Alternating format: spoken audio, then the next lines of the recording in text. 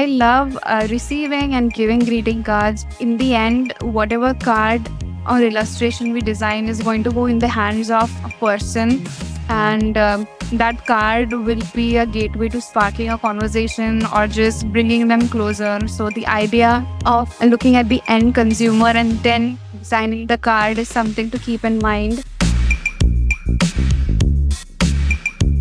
Welcome to Brushing Up. Today we have a special guest continuing from our previous episodes on greeting cards, and I'm really excited to introduce Daksha Giri.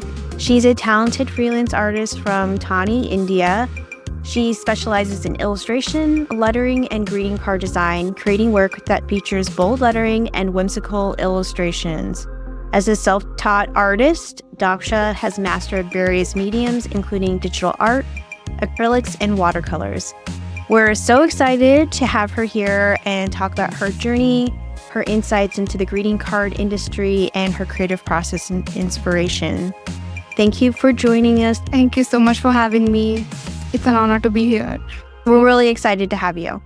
Yeah, same. Thank you so much. I was going to say, we really wanted to talk about greeting cards some more because it's kind of the season and it's a topic that Cody and I talk about a lot. And I absolutely loved the article that you wrote for Cody's blog about your journey into greeting cards. And it's just super inspiring. I love your work as well. So it's really nice to have you here fangirling a little bit. Oh my God, thank you so much. Yeah.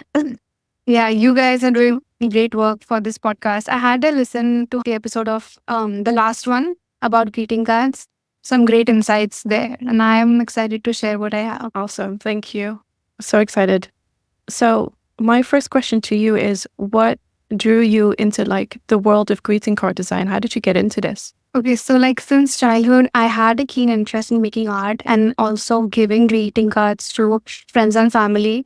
So you could find me drawing handmade cards, but later I never really picked it up. But then I got an iPad and I ventured into digital art. And then just one day I saw on Instagram an opening for greeting cards, and that just was a light bulb moment that clicked in me that I could even get commissioned as a greeting card designer. So I ventured into that. And from then till now, I'm having great fun being a greeting card designer.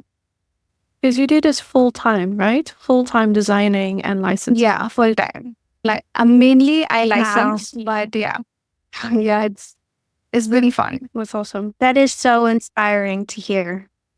Thank you so much, because I actually never thought this would become full-time greeting cards, because here I have not heard anyone say that I'm a greeting card designer. So it feels unique, but it was really nice and eye-opening to see that there is a huge market for it. So it was really nice to venture into it. Are you interested in venturing in any other parts of licensing, or do you think you want to continue this for a while? I have tried it before. I also tried print on demand, making patterns for quite a while. I had a phase where I was just trying to learn how to make pattern designs and probably go into spoon flower and stuff. But then that didn't really work out for me. So while I had paused greeting cards for a while when I was doing pattern making, I feel like I picked it up again and I saw that this kind of just sells because I do lettering and illustration. That is primary in my work throughout. So I thought that I will give this a go full time, and it seems to work for now. Wow. So I guess my next question for you is, how has your perspective evolved over your career? So initially, I wanted to become a psychologist. Art was not an option for me being here. So yeah, so I loved helping people, and just I had interest in human behavior. So I thought maybe that's what I'll do. But then between classes, I just saw myself doodling and just leading towards art.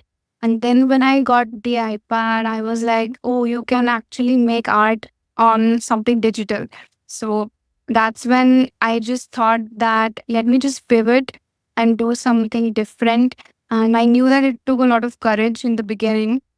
But yeah, it was just all about building proof to myself and even just people around me, because when I told them maybe I want to become an artist, they tried to tell me that maybe do this as a side hustle, like don't take this full time. But I think when I got my first internship, it really built that assurance within me that I could do something.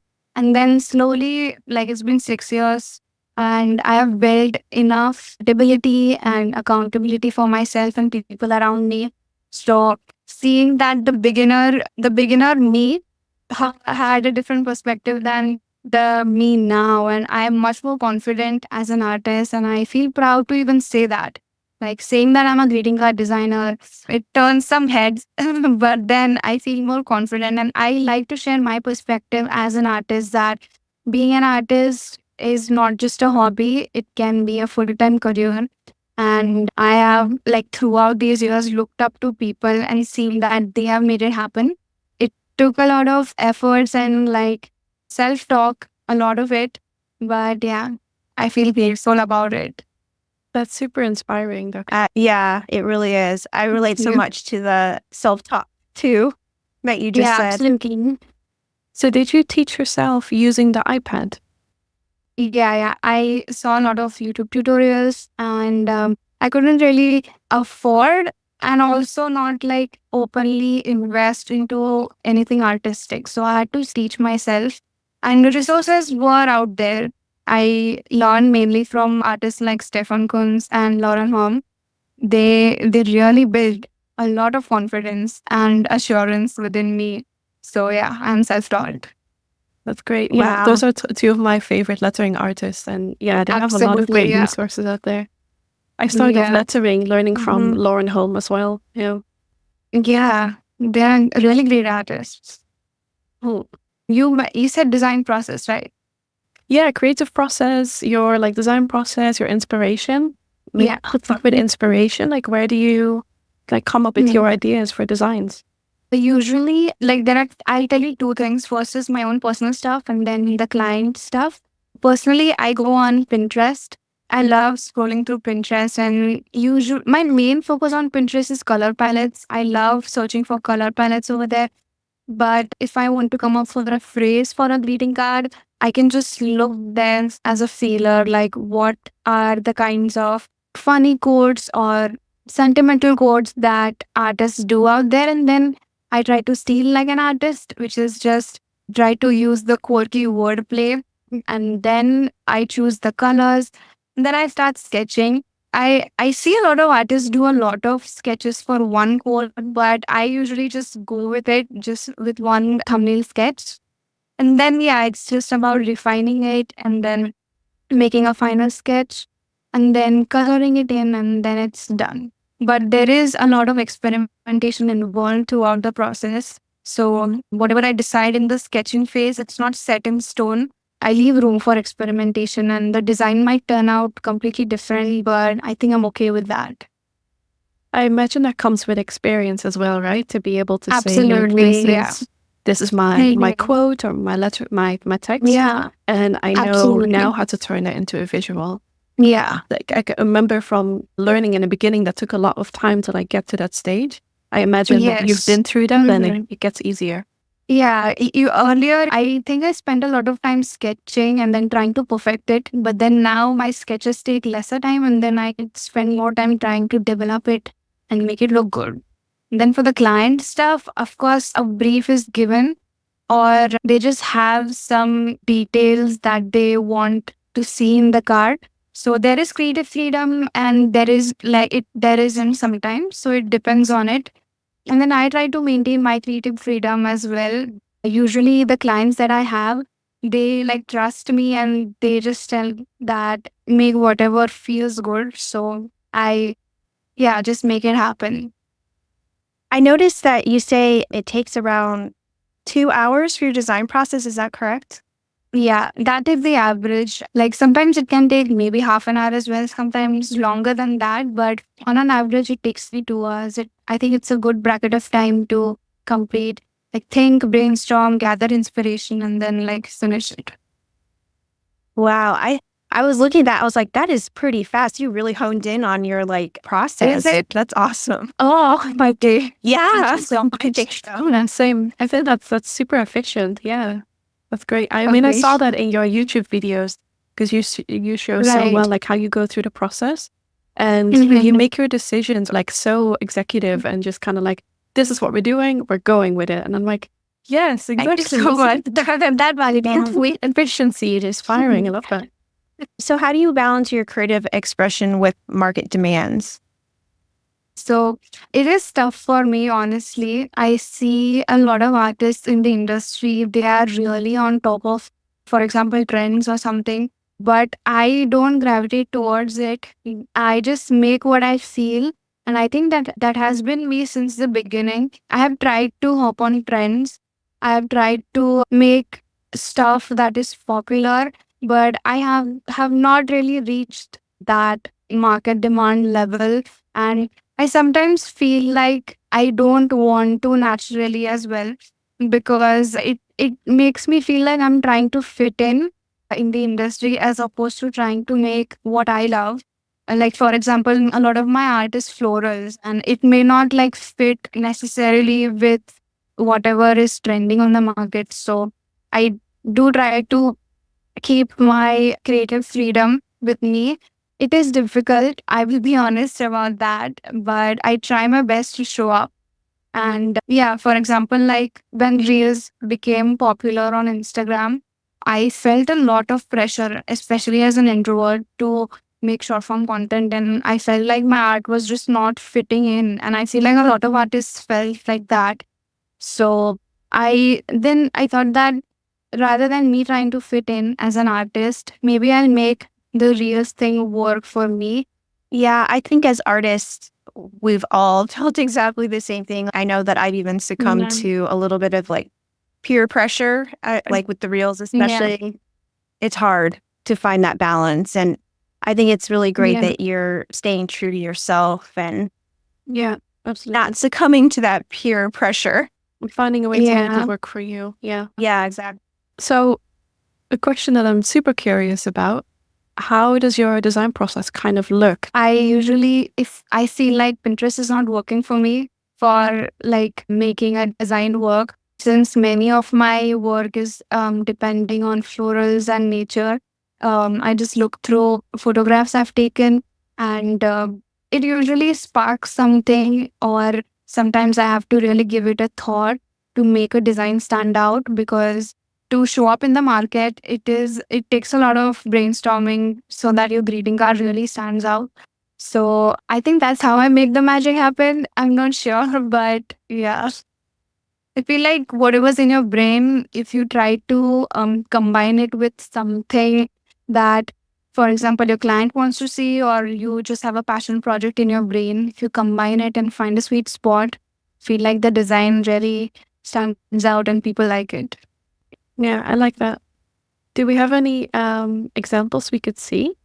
Oh, you could go to my website. Yeah. I'm gonna look. Oh yeah, that's actually amazing. Oh, I love how Yeah. you did this for your website. And I'm seeing a couple of festive greeting cards. What kind of Yeah. theme do you prefer to work in? I love working in bold lettering, usually bold lettering combined with humor sometimes. I feel like humorous cards sell really well. And there is room for sentimental cards as well, like the basic happy birthday. But I feel like humor is trending. So I try to make my cards funny, either by using puns. Yeah, I think they work out well in the market. It's sometimes a hit and miss, but usually those are my best selling cards. Yeah, I see one that you did for Valentine's Day, and you've got like plus 1,300 sales. Like that's amazing. It is my highest selling card. Wow. Yeah, I did that when I took a greeting card course, like very beginning, maybe my first year being a greeting card designer. That's when I designed it, and I didn't know I could go the humorous route as well. And it seemed to be liked by a lot of people. Yeah. What about your most memorable projects, if you think about stuff that you've done over the years? Is there anything in particular that you did that you're really proud of? Yeah, the one is a recovery cards project. So they are like a website where they sell cards for free, but then they also have a project running in Colorado, United States, where they deal with people who are recovering from addiction.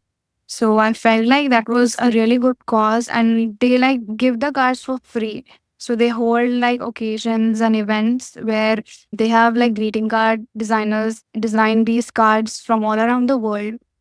And I feel like, and also it pretty much paid a lot. Like that was my first ever greeting card gig that, like, really paid quite a lot. So it made me feel like, wow, like, is like this even happens in the industry.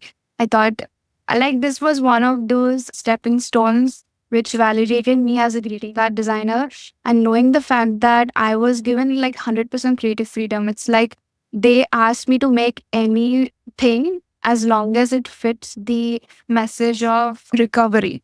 So I designed cards for them for 2 consecutive years, and I love working with them because in the end, thinking that someone who recovered from addiction is receiving a card that I designed and that can make them feel something, and that really feels good. Yeah, it really is. I found it so interesting when you wrote a bit on the blog. Like, I hadn't even heard of that before, and like, especially as like your first entry into the industry. It was Yeah, absolutely.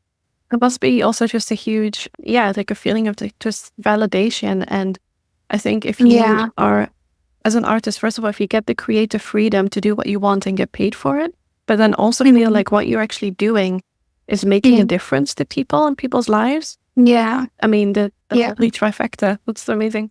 Yeah. It was also like the first time I saw someone holding my card, and they usually have the campaign videos up on their website. So for the first time when I saw it, it felt so surreal. Like it felt really good. So, what is your biggest challenges that you face as a greeting card designer? So I initially went in for print on demand. When I started out, I wanted to test the waters, like as to how my cards would perform there. And the far card, like the Valentine's Day card, that did really well. But then when Valentine's Day really went, I had like hardly any sales. And I think that is because I don't stay on top of trends. I see a lot of card designers who do that, and like they get a lot of consistent sales. But considering the fact that how long it takes me to design a card, conceptualize it, I feel like I cannot show up as quickly into the market. So sales is sometimes, especially on print on demand, I struggle with because I cannot stay on top of it. And secondly, this is something happened to me as a beginner, which is when I was still figuring out my art style. When I submitted to companies for licensing, I usually got a no because they had artists working with a similar style. So that is something I faced in the beginning because I hadn't developed much. And now I know like that I love florals or I love bold lettering and I love textures. But then initially, that is something I faced rejection on. Well, good for you for sticking it out to, your style, your uniqueness. Yeah. I was going to ask as well that you do licensing, right? Do you feel like with that you have to really stick to trends, or are you able to license within your own niche? I can and I cannot as well. It's like a balance between the two. Usually trends sell well, of course, but then they don't last as long. So I don't really submit those designs. I work on evergreen designs. Most of my cards, I have birthday cards a lot because they are like all year round. So I can really experiment with what kind of theme I'm going for. But yeah. So, do you have any advice for designers on successful collaborations? Yeah, I do. I feel like, as I've been speaking about creative freedom, I'll say that first. You have to maintain your creative freedom as a designer because initially, as a beginner, you could be like kind of taken advantage of knowing the fact that you're a fresher. So they could have a lot of demands. Like, for example, I set boundaries around revisions. I think the industry standard is to give 2 revisions for free and then you charge after that. So that is something I established early on. But I did deal with clients who wanted more for less money. So if you just read their email or their pitch deck and they have outlined everything, you need to make sure that you're okay with those terms. Otherwise, it might just be awkward to change once you're totally into the project. So, for successful collaboration, I think we need to be clear, like from both the sides, what they are expecting from us as well as what we're trying to provide. Yeah. Yeah, I know. I have that same rule for myself when working with clients is 2 sets of revisions and then it reverts to my hourly rate. I found that that's really good to establish in the beginning. It's worked out for me at least. Yeah, because a lot can go wrong. Like stuff has kind of gone wrong with me where I just thought it was okay for them to expect more from me as an artist. And as a beginner, sometimes you kind of give in a lot because you want the client to be happy and you want the work badly sometimes. So negotiating like may work, may not work, but I think it's a matter of trial and error.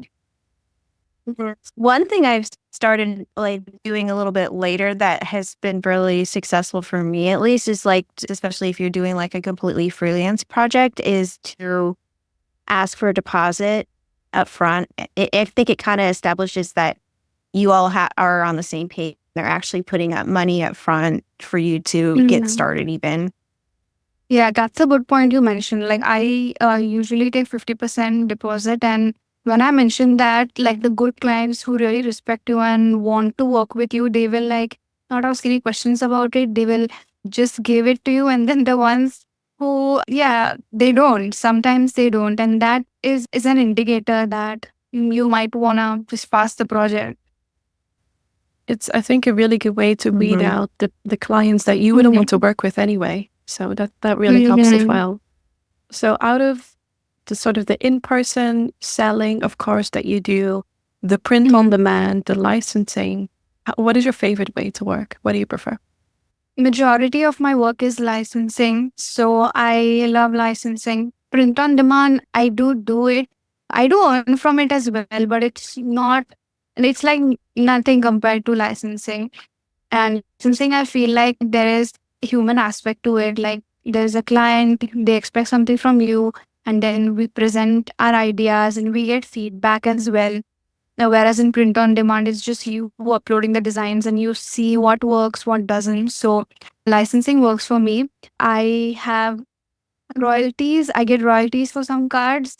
And I feel like royalties in the beginning may not seem like a lot, but then for the long run, they keep coming in as passive income, like monthly or weekly. And whereas I also have greeting cards that have been purchased as buyout, I still do them. They pay quite a lot. So, like finding companies who give you a good amount of money for the greeting card if it is a buyout because you kind of use the rights to it, but it gets the bills paid and job done and it gives you a good portfolio as well. So I love licensing. It has worked for me much more than print on demand, but I do want to experiment even more because I see a lot of greeting card designers who do only print on demand and not licensing. So that's something I continue to experiment. I imagine as well, you've felt, the changes of the pandemic and the years after that, and how that's also kind of changed the print on demand market a little bit. Yeah, I think when the pandemic began, it did like grow a lot. Print on demand was much more because the cards that I get licensed, they end up in physical stores. So of course that kind of slowed down. But then print on demand really picked up. So I saw a lot of sales initially, but then now not as much. In the meantime, I was going to ask one more thing about this. So do you do any like of your own printing or selling in person? No, I don't. I, as an introvert, it's pretty intimidating, honestly. Like, I like the idea of it. I see a lot of artists do it. Yeah, but I have not tapped into it.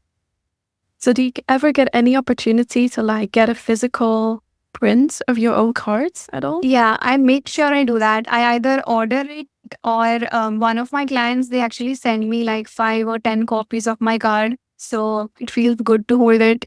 Yes, that's really cool. So about working with clients, what does your process usually look like when it comes to like receiving and incorporating client feedback? So a brief is given in the beginning, and usually the brief is not as strict. I feel like as a beginner, you might get a lot of strict briefs. Like I receive that personally, but as you gain experience and as the client sees that throughout your work that the work is pretty like more professional, I can say. So creative freedom is given, but they know what's best for their greeting card roster. So I'm usually given an idea and outline, and then I can just translate it into my art. So I take the sketches and I send it to them, and usually it gets approved in one go. But there are some times where they see better vision in the illustration or the lettering. Sometimes they want to cancel out the lettering.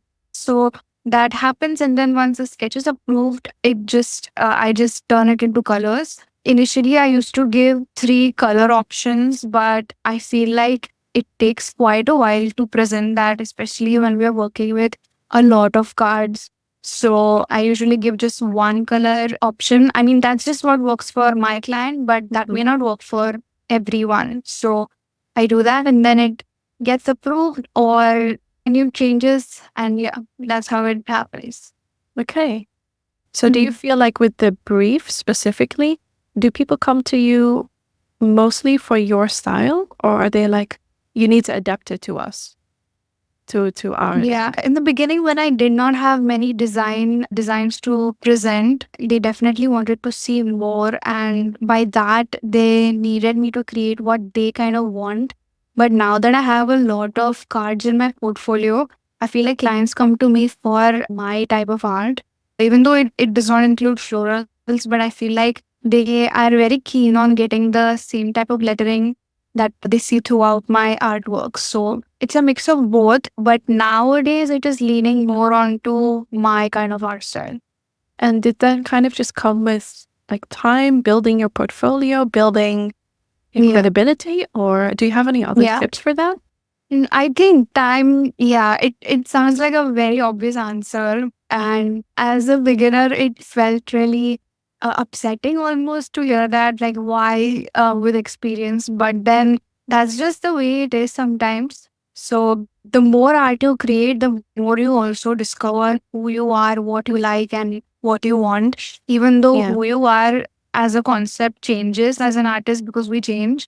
But then for a period of time, you kind of know what you're doing and what you represent as an artist. So that is something people will look into, and then they will see that this is something you're good at and this is something we can trust. So yeah, it does happen with experience. Yeah. I think Yeah, style always evolves, right? absolutely. Yeah. Evolves. A lot of people say this, but like if you look back on the art that you made, let's say 5 years ago, usually as an artist, we're kind of like, oh, that's all. Yeah, absolutely. It's very humbling, but also it's a good thing, right? Like you evolve so quickly, you learn so quickly that. Yeah, I feel like personally as an artist, I cannot see myself do the same thing for a really long time. Like something has to change and evolve. And I think that keeps our brain really fresh to try new things and mold ourselves into something as an artist. Yeah. And I think, as an artist, you evolve quite a lot. Like you're known for one thing, but, over time, like it's going to change regardless because it's difficult to stay Yeah, absolutely. in one place or keep doing the same thing.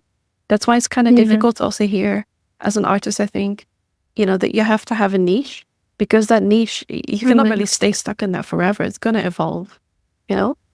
I feel like having a niche that is broad enough for you to help experiment within it is something that as artists we need to figure out. And yeah, that works out for me at least. Yeah. So do you find that since your style like does evolve it now, if you try something like different, like you're experimenting, have you found yourself in a situation where you're like almost pitching to the client, like, hey, I have something new, maybe you might be interested in? I have not yet done that. I feel like the changes that I bring in my art are subtle so that maybe the client might be comfortable with the change. It's not as drastic. So I think when you're experimenting, slowly trying to build up and change works. Like personally, you could do as big of a change as you want. But then commercially, I feel like that is what will work. I haven't like personally pitched out to them yet, but yeah. Yeah. The next question. So about client expectations. How do you kind of manage their expectations? What do you do for that?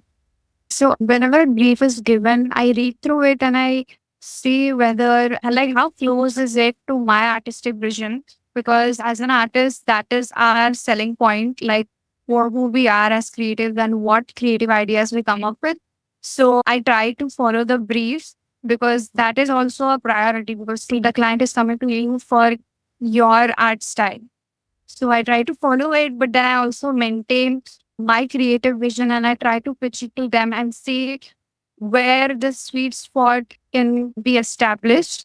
And you also need to find clients that are not too rigid because there are some clients who would like to have something of their own, but then they reach out to artists who have a totally different art style. That has happened to me. And while I've tried to fit in before, like in many projects, I have just wanted to be a part of the project. So I had like changed entirely what kind of art I made. That is something I would not advise because in the long run, you kind of feel unhappy about what you created, even though the client seems happy. So maintain your creative ideas and pitch it well to them so that they know what you are going to be presenting. And if they have any issues, maybe we can work it out. And you need to feel like your art is needed because whenever usually a client approaches you, it is because they see what you have and they need it for them. So we need to build that credibility within ourselves.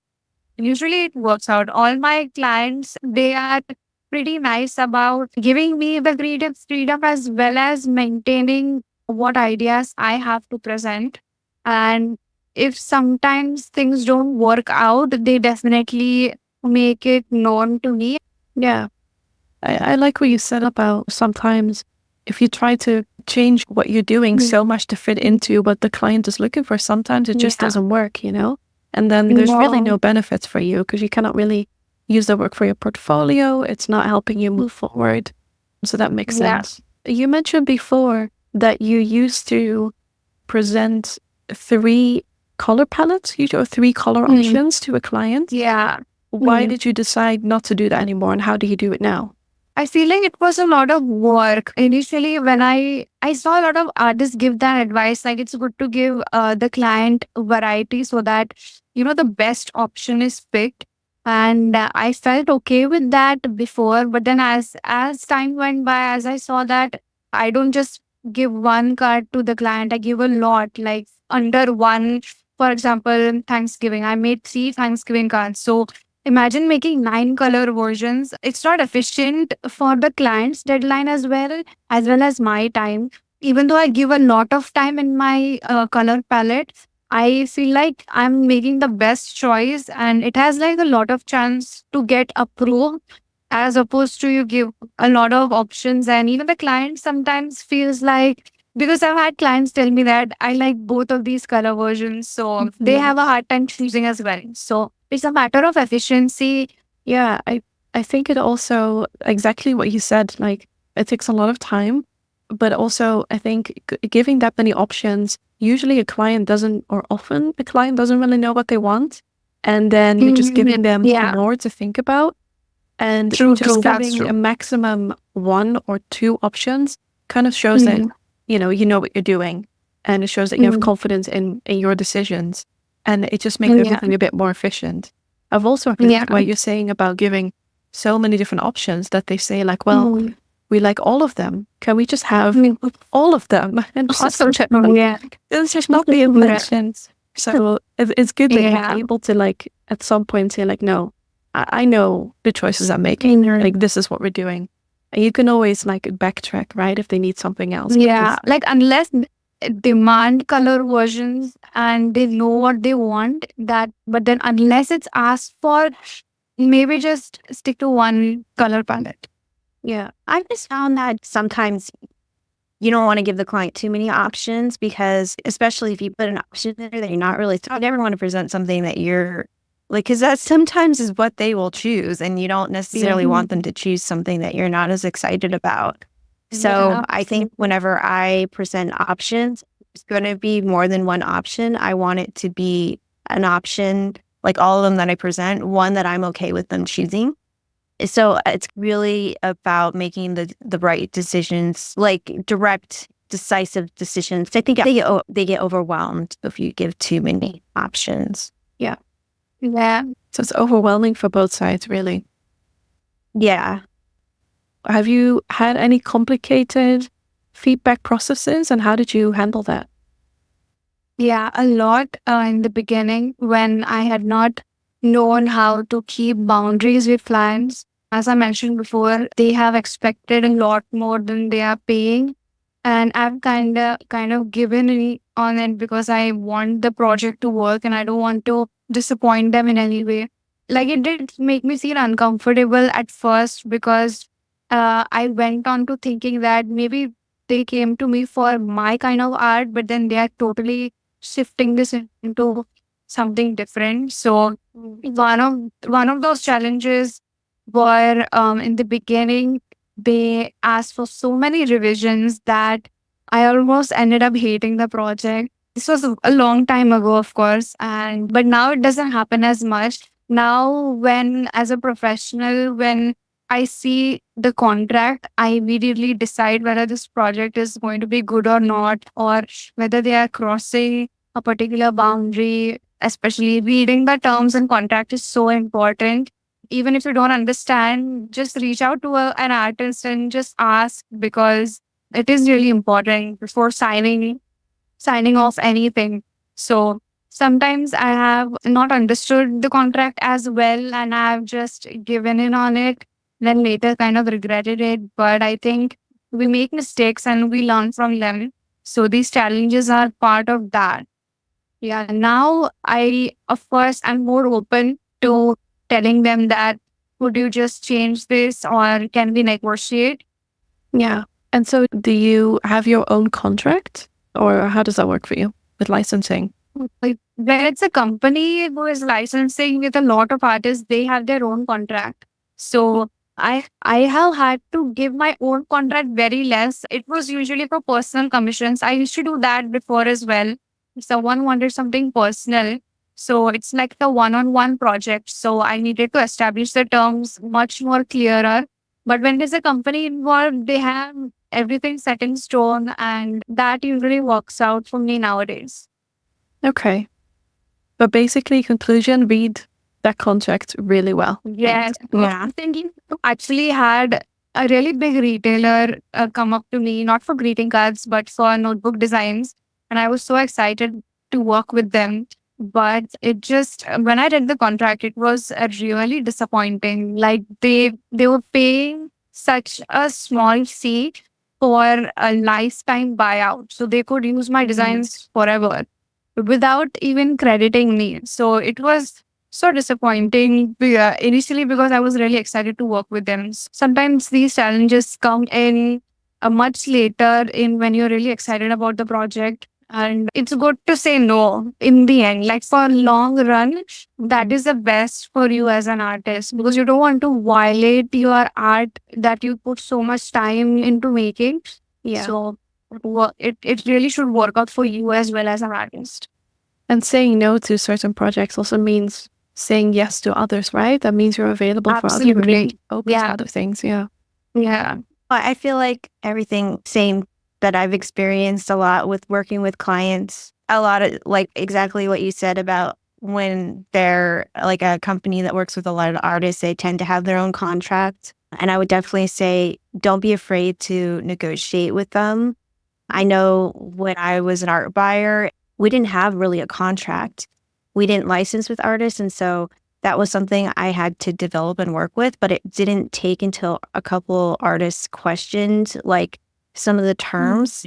Basically, that's how I learned like what was industry standards and kind of figured out what was fair to like the artists as well. So I would definitely recommend, like, don't be afraid to ask whoever you're working with, get some understanding on what their contract's even saying too. Because sometimes, especially with like a legal contract like that, they might not necessarily know either. Because there were times when I was working on the contract that I was like, well, let me ask, let me figure this out too. Because like it's legal. And I think as you get more experience though in looking at those contracts, you get familiar with those legal terms as well. I think it just takes experience and working with different companies and everything. So I think as well in the beginning, you lack confidence. You might be a bit more desperate to take on whatever you can get. Yeah. And it might seem just really daunting, all of that. You might think, well, this big client is reaching out to me and they'll have everything together. They know what they're doing. But then as you grow as an artist, you realize, no, actually, first of all, they might not know what's going on at all. This might just be like a boilerplate template. And you have the right to negotiate, especially when you're signing away things, for a lifetime, potentially in the licensing world. So I think you then realize like, yeah, I can do this. I'm allowed to negotiate.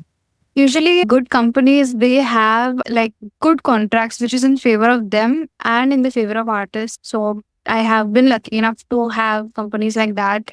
I like to work with them. But sometimes you do get contracts that are very like have advantage more towards the company. So unless you really need the project, go for it. But it's not a good thing to continuously work with companies like that.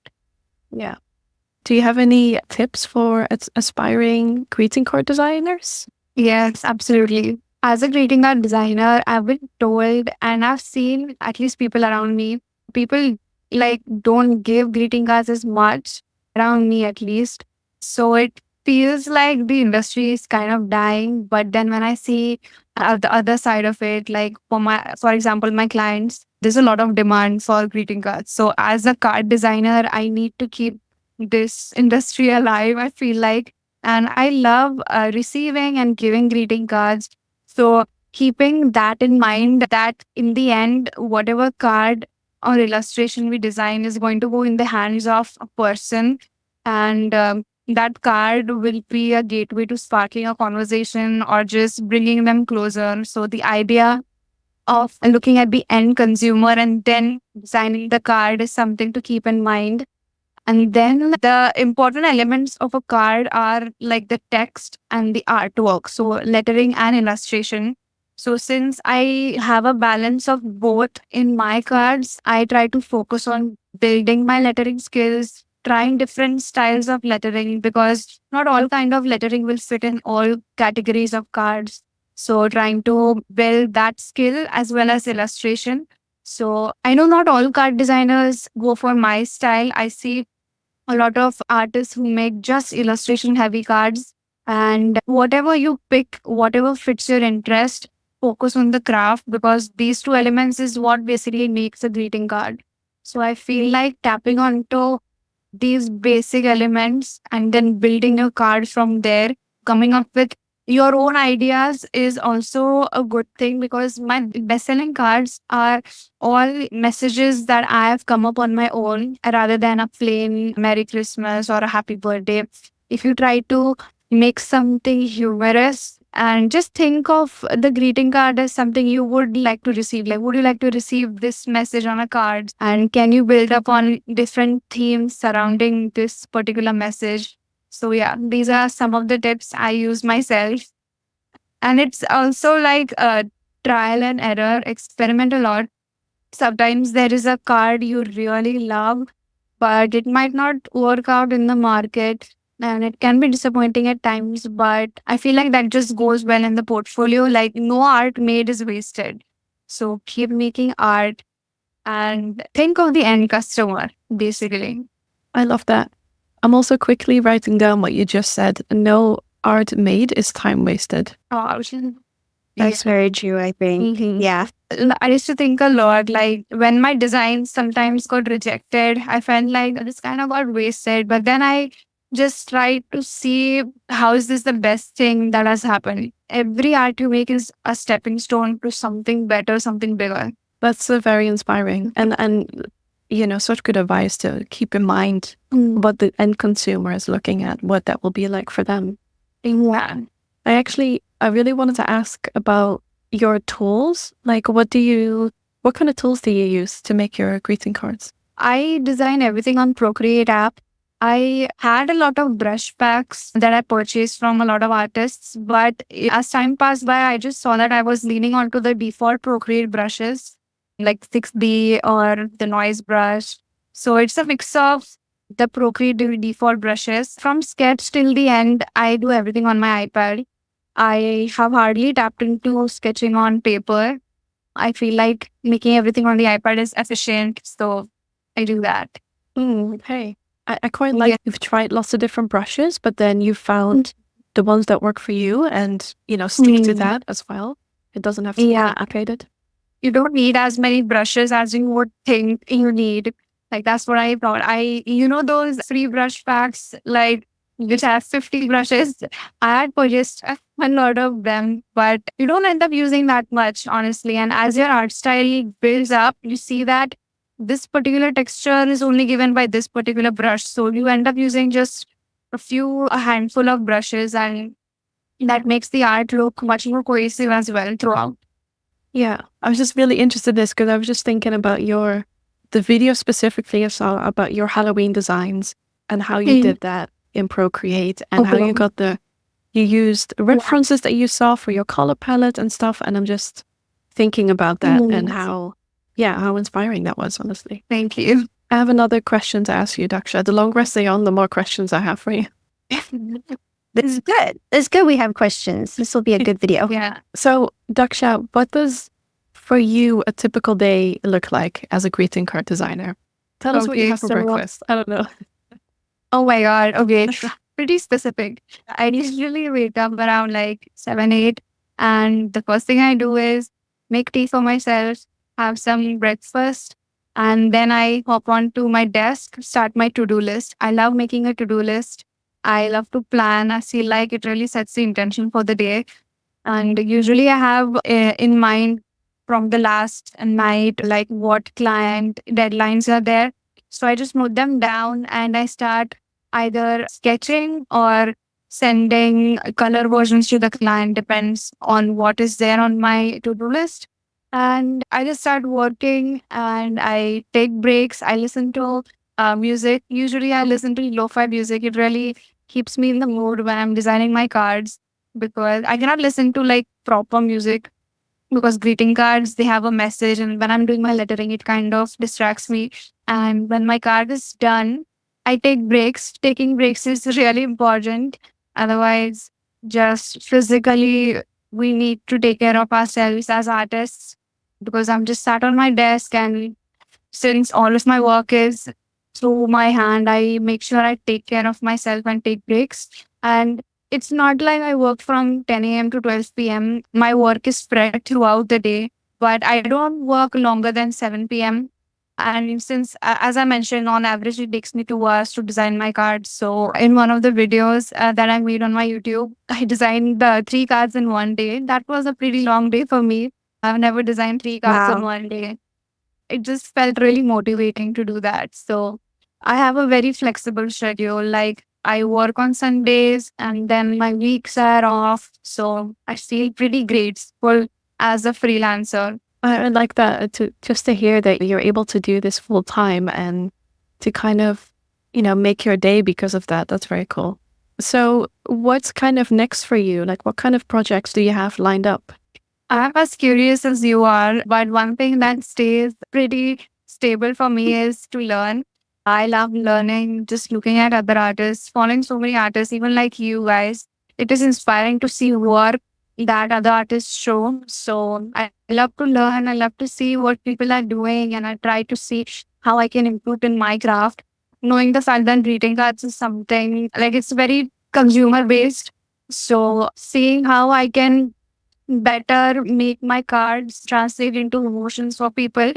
So that's something I work on. And I love to take courses as well. Sometimes on Skillshare, I'm learning stuff. I'm always learning either on YouTube or through studio vlogs by artists. podcasts like yours, of course. I love to hear perspectives because sometimes you can get caught up in your own thing. So when we hear artists from all around the world to know what it's like to be the same kind of artist, but in a different part of the world. So learn from other people. That is one key thing that I do. And I also look forward to making my card process efficient. As an artist, you need to value your time as well. And while you meet your deadlines, like not stretch ourselves too thin.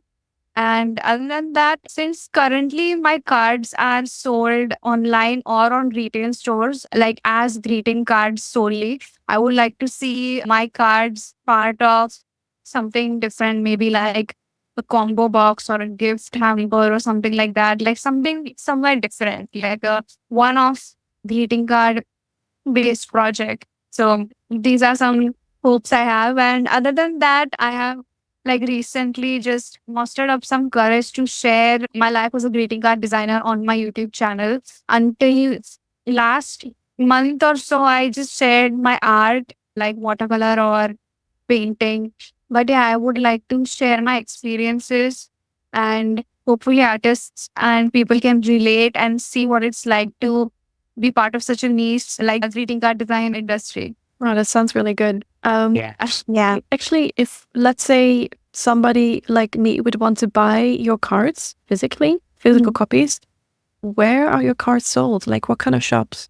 Okay, so I have my cards licensed on Funky Pigeon, Moonpig, Thoughtful. These are the three retailers in UK where my cards are currently being licensed to. So although I don't have my own personal shop, but there are links to these websites where you can purchase them and even personalize them.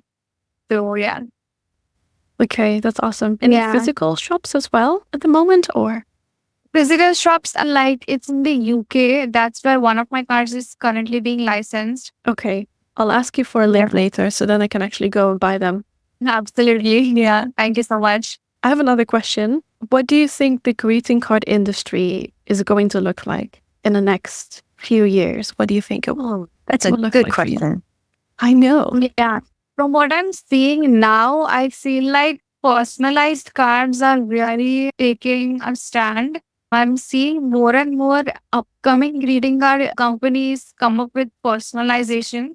Even the licensing company that I'm working with, they are pushing more of personalized cards because I feel like it just, if you think as a consumer, you would like to give something that has your name on it or has a photo on it.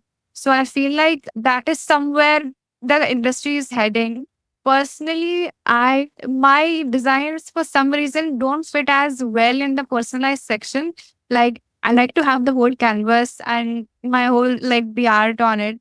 Like I see a lot of trending cards work well, but that is again something I don't do personally. So I feel like that's where the industry is heading. But who knows? Okay, interesting. We'll see, I guess. Yeah.